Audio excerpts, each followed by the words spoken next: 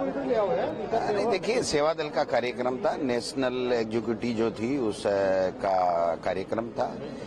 मैं भी आया हूं और हमने अपने विचार शेयर किए हैं और सेवा दल फ्रंटल ऑर्गेनाइजेशन कांग्रेस पार्टी मिलकर के इस देश में जो लोकतंत्र को कमजोर किया जा रहा है, जो मुद्दे हैं देश के लोगों को उनसे ध्यान भटका करके और संविधान पे हमला किया जा रहा है, बाबा साहब के व्यक्तित्व पे सवाल उठाए जा रहे हैं, तो ये सब चीजें हैं। और यहाँ पर प्रदेश के अंदर जो वादे इन्होंने किए थे, पारदर्शी तबादला नीति की बात की थी इन्होंने, हरियाणा के बराबर पेट्रोल के भाव करने की बातें की थी, ERCP की बातें की थी, यमुना जल की बातें की थी, अपराध को रोकने की बात की थी। आज हमारी नाबालिग बच्चियों के साथ में सबसे ज्यादा राजस्थान में बलात्कार में प्रतिदिन 18-19 के लगभग हमारी बेटियों के साथ में, नाबालिग बेटियों के साथ में अत्याचार हो रहे हैं।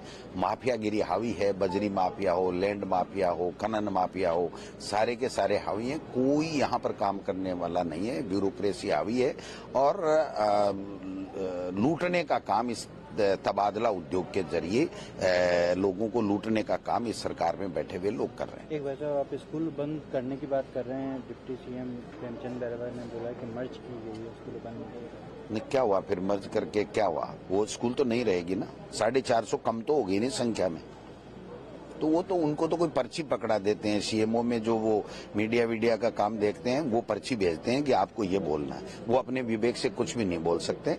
और घनश्याम तिवारी जी को ला रहे हैं, वो राज्यसभा के हैं, देश की बातें करें।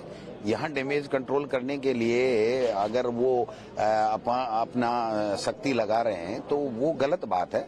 यहाँ के लोग, यहाँ का मंत्री बोले कि मैंने क्या किया और क्या करने जा रहा हूँ, शिक्षा में क्या कर रहे हैं, चिकित्सा में चिकित्सा मंत्री बोले, वो तो कुछ बोल नहीं रहे हैं।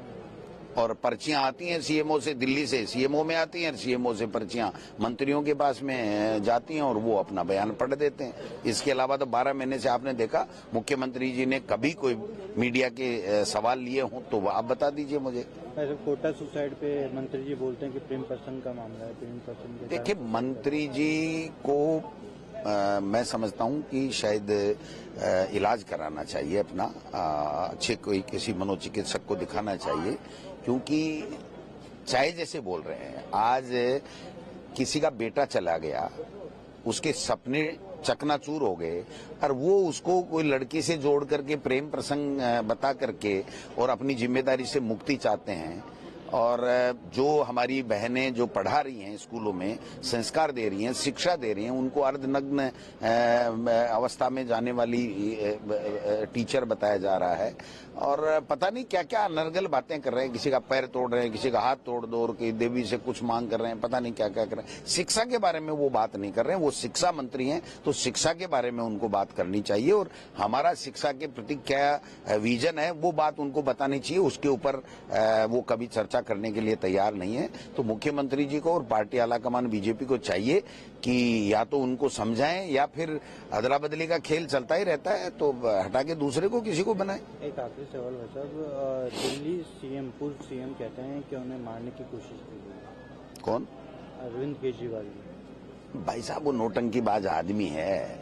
अब मार रहे हैं कि नहीं मार रहे हैं मुझे पता नहीं, मैं दिल्ली गया नहीं, लेकिन वो कुछ भी नोटंकी करता है, चुनाव जीतने के लिए करता है।